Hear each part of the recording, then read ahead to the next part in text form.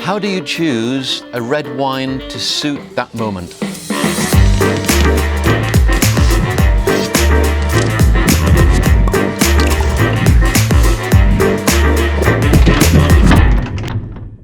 Choosing red wine for that moment is all about what's going on around drinking the wine. Who are you drinking the wine with? What time of the day are you going to be drinking the wine? Are you going to be drinking it with dinner? I mean, I don't think you're going to be drinking it with breakfast, but you might be drinking it after dinner. You might need the wine before dinner. What's the weather like? What season is it? And I think all of those parts play an important part in which wine you're going to choose. So I'll try to go through different wine varietals and explain when they might fit best. First of all, I've got a light red wine, which is a sort of a cooler climate style, which could be Nebbiolo, it could be Pinot Noir. I've got in the middle here something which could be easy drinking, mid-bodied, mid-colour, which could be Malbec, Merlot, Tempranillo, Grenache. And then I've got a deeper style of wine, which could be Shiraz or a Cabernet Sauvignon blend. And these are very different styles, and I think that if you are looking for something to have with fish or something as an aperitif or just a light drink, you could look at this first style.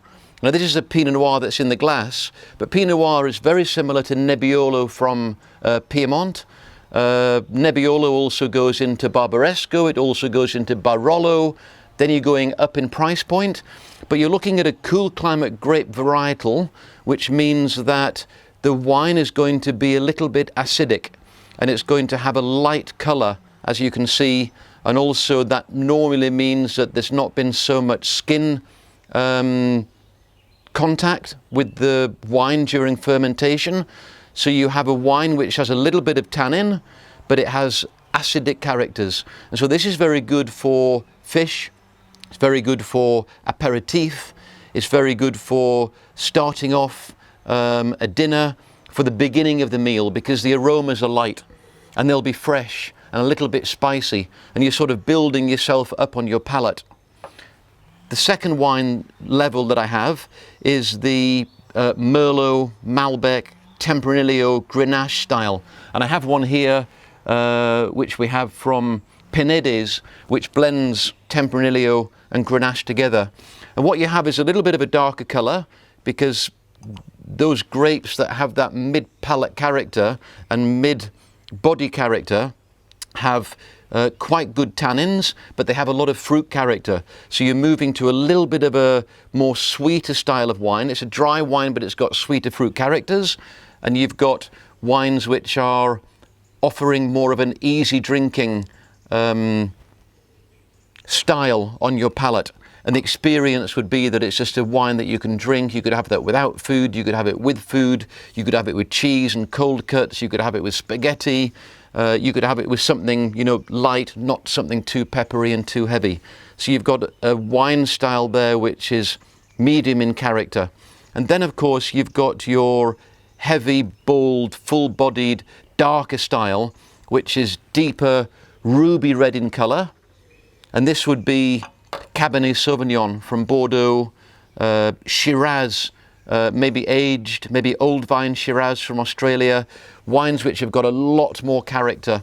And these wines are much better with food, because when these wines hit your palate, they have tannins that you need to have protein in your mouth or something in your mouth to balance with the wine. So these are a wine that you would probably drink with steaks, with heavy stews, with big, maybe chocolatey desserts. And then of course, beyond that, you might have fortified wines like ports that you could have as digestif. And of course, before this, you might have red aromatic wines like vermouth.